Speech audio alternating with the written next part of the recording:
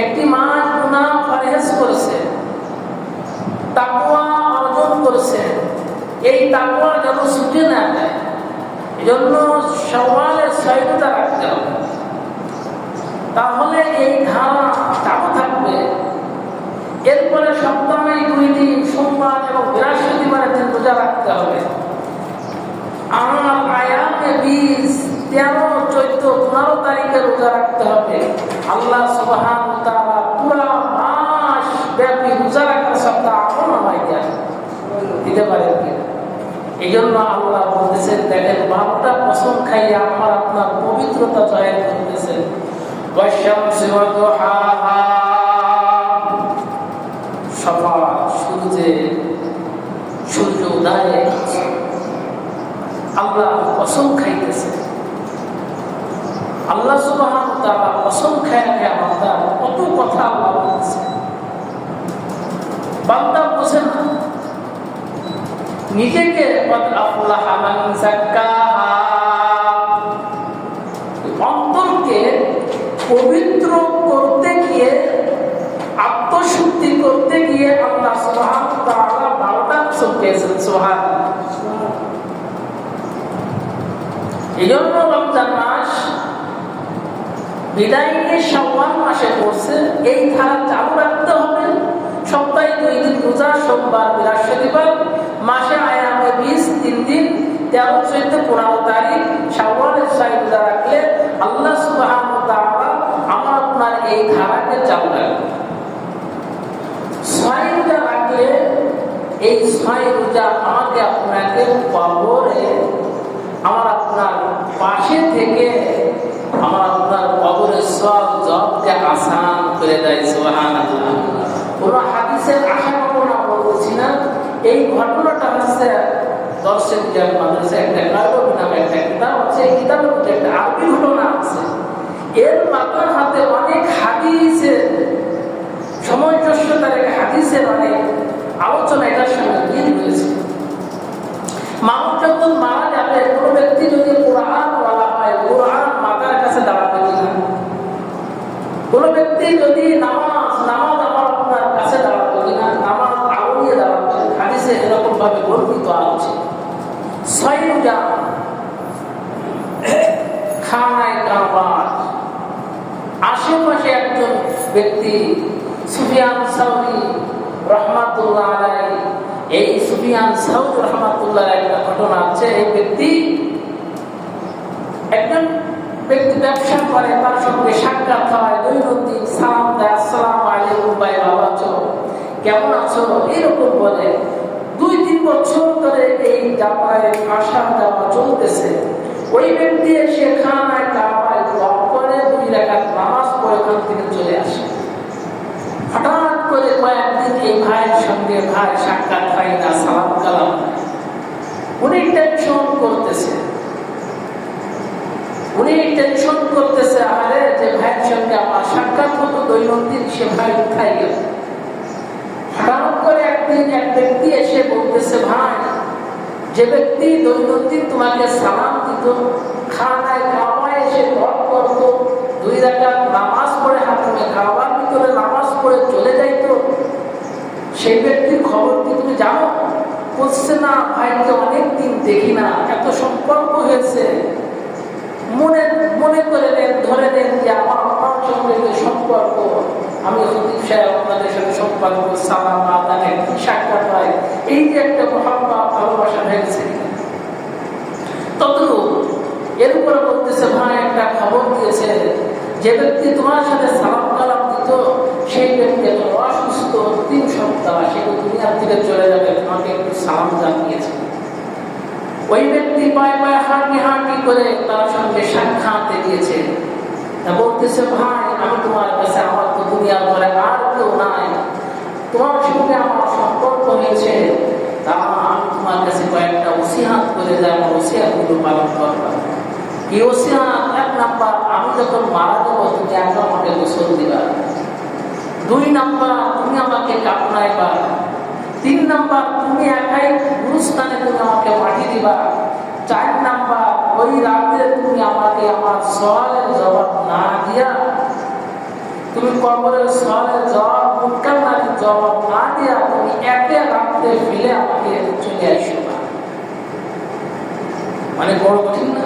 এই কটা ঠিক আছে, রাত্রে একা একা গোরস্থানে বসে থাকা অনেক কষ্টদায়ক ব্যাপার। যদি আমার আব্বা যদি মারা যায়, রাত্রে যখন ভারী হয়, রাত্রে যারা লাশ আব্বাজানকে যারা রাত্রে ঘুম কামাই করে কি করছে, জাগরণ করে রাখছে, দেখবেন যে রাত যত ভারী হয় অন্তরের মধ্যে কোনো ভয় পায় না, কথা ঠিক কিনা? ওইরকম ভাবে ওই ব্যক্তি কবরস্থ দিয়া এরপরে উনি আস্তে করে নসিহত ওয়াদা করছে। দেখেন ওয়াদা করলে খিলাফ করা যায় না। আমরা ওয়াদা করি বা তোর কাছে এই জমিটা আমানত রেখে দিলাম, আমি আমানত রেখে আমানত করে গেলাম, আসলে এরকম ওয়াদা করতেছে। এই জন্য মুনাফিকের আলামতের ভিতরে আছে ওয়াদা করা, ওয়াদা করলে খিলাফ করা। এ আছে মুনাফিকের বড় একটা আলামত। কথায় কথায় মিথ্যা বলে, কথায় কথায় মিথ্যা বলে, আল্লাহ দিলে, বিদ্যে দিলে, কোরআনে দিলে, মসজিদে দিলে, খামায় কারবার দিলে, দেখবে যে যত ডিভাইডেড দিয়ে দেবে তার মধ্যে তত বেশি দেখা যায়। এর আল্লাহ কিরে আপনি আমি তেল নিয়ে আসে এর মধ্যে কোনো বাপ নেই, দেখবেন তো ডিজেল বাঁচাইছে বেশি করে পেট্রোলের ভিতরে। আছে কি আছে না? ইমান রাখা বড় তাই কথা আফলাহা মান যাক্কাহা। আল্লাহ সুবহানাহু ওয়া তাআলা একটি মাস আমার আপনার কর্মকে পরিষ্কার করছে, অন্তরকে পরিষ্কার করছেন, জবানকে পরিষ্কার করছেন, চক্ষুকে পরিষ্কার করছেন, কর্ণকে পরিষ্কার করছেন, বাম স্থানের 2 আঙ্গুল নিচায় ভিতরে একটা কোষ্ঠের টুকরা যার নাম হচ্ছে কলব। এইটা যখন অসুস্থ হয়ে যায়, সুস্থ বানানোর জন্য আল্লাহ একটি মাস গুনাহমুক্ত জিন্দেগি গড়ার জন্য, প্রস্তুতি নেওয়ার জন্য আল্লাহ রমজান মাস দিয়েছিলেন। আল্লাহ সুবহানাহু ওয়া তাআলা বান্দাকে পবিত্র বানানোর জন্য, জান্নাতমুখী করার জন্য আল্লাহ পবিত্র আত্মাকে আল্লাহ জান্নাতে দিবে না, দেবে নাকি? যে দিলটা দাগি, ওই দিলটাকে আল্লাহ পছন্দ বাবা করে না। দিলটাকে সুস্থ বানাইতে গেলেন আল্লাহ বলছে বান্দা তওবা করবা, মাপ চাইবা। ওই তওবা নামক ঔষধ যখন তুমি গ্রহণ করবা, আমি আল্লাহ তোমাকে সুস্থতা আমি আল্লাহ দান করব। ও বাবা, বিয়া করতে গেলে সুন্দর মায়া তালাশ করেন, চামড়া ভালো আছে কিনা। বাজারে যখন বাজার করতে যান, পচা আলু আনলে কি আম্মা জানালা ছাড়বে নাকি? বুঝতে পারিনি মনে হয়। আলু পচা আলু চলে না, পচা বেগুন চলবে না। মাল এত সুন্দর ভাবে যাচাই বাছাই করে আপনি সুন্দর করে কেনেন কি কেনেন না? আল্লাহ যখন চেহারে বৈশা বৈশা যখন বলবেন মালিকি ইয়াউমিদ্দিন, আল্লাহ যখন ওই প্রতিদান দিবসের মালিক আমার আল্লাহ যখন প্রতিদান দিবসের চেয়ারে বৈশা যখন হিসাব হয়ে যাবে, আমার আপনার মতো অনেক গুনাহগার, অনেক নেককার সেখানে সমবেত হয়ে যাবে। ইয়া নাফসি ইয়া নাফসি, হযরতে মুসা বলবে ইয়া নাফসি, হযরতে ঈসা বলবে ইয়া নাফসি, হযরতে মুসা বলবে ইয়া নাফসি। আল্লাহ যত পয়গম্বর দুনিয়াতে পাঠিয়েছেন, সমস্ত পয়গম্বররা বলবে ইয়া নাফসি ইয়া নাফসি। আমার আপনার নবী কেবলমাত্র শুধুমাত্র আকাইনামদের তাজদার মদিনা হুজুরে আকরাম সাল্লাল্লাহু আলাইহি ওয়াসাল্লাম জান্নাতের কান্ডারি নবী বলবে ইয়া উম্মতি। ওই দিন বাবা আমার আপনার মতন যাদের দিল পয়সা গেছে, দিমাগ পয়সা গেছে, বাজারে বাজার করতে গেলে উল্টায় পাঠায় আপনি সহ্য তরকারি সবজি বাড়িতে আনেন। আল্লাহ যখন পাহাড়িয়াতে জামানিয়াত নিয়ে চেয়ার নিয়ে যখন বসে যাবে, আসনে আসন্নিত হবেন, তখন রে বাবা কোনো উপায় থাকবে না। যাদের দিল পৌঁছে গেছে এদেরকে আল্লাহ বলবেন ওয়াসিকাল্লাযীনা কাফারু ইলা জাহান্নাম যুমারা। ফেরেশতারা ধরে বস এমন মুকুল দ্বারা তাদেরকে পিটাইতে পিটাইতে এই কিয়ামতের ময়দানকে পরিত্যক্ত করে দেন। কারণ হচ্ছে রমজান দিয়েছিলাম একটু সুদা বানানোর জন্য, ইসলাম করার জন্য, আত্মাকে পবিত্র করার জন্য। এরপরে আমি শাওয়াল মাস দিয়েছিলাম 6টা রোজা নফল রাখছিলাম ওটা ধারাকে চালু রাখার জন্য।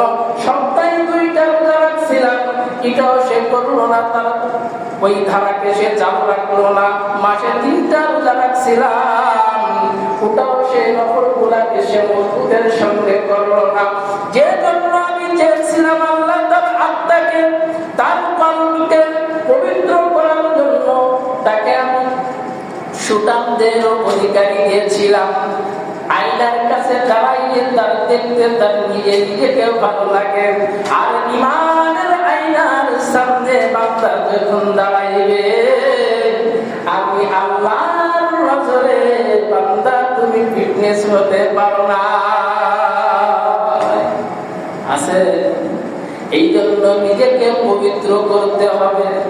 ওই যে ব্যক্তি বসে আছে কবরের কাছে, রাতের যখন ঘুমের ঝিমটি আছে, কে যাবে আওয়াজ দেয় তোমরা চলে যাও, ও ভাই তুমি চলে যাও, আমরা কবরের সওয়াল জবাব দিয়ে দিব। একবার, দুইবার, তিনবার যখন হয়ে যায়, তখন ডাক দিয়ে বলে কে অপরিচিত কণ্ঠ আসছে, তোমাদেরকে তো আমি চিনি না, তোমাকে দেখতে পাই নাই, কারণ কি আমাকে দেখা দাও, আমি তো ওয়াদা করেছিলাম। তখন বলছে আমরা কবরের ভিতরে আমরা শাওয়াল মাসের 6 রোজা, যে বান্দা রোজা রাখছে, শাওয়ালের 6 রোজা রাখছে, এই 6 রোজা রাখার কারণে আমরা ওয়াদা করছি মাতার কাছে আমরা 6 রোজা দাঁড়িয়ে গিয়েছি। যখন মুনকার নাকির 2 জন ফেরেশতা আছে, তাদের সঙ্গে কথোপকথন করে এই বান্দাকে ঘুম থেকে আমরা জাগ্রত হতে দেব না। এই 6 রোজা কোন উম্মতে মুহাম্মাদি যদি রাখতে পারেন রে বাবা, কবরের গোড়া আযাব সহ আমার আপনার সওয়াবকে আল্লাহ আসান করে দেয়।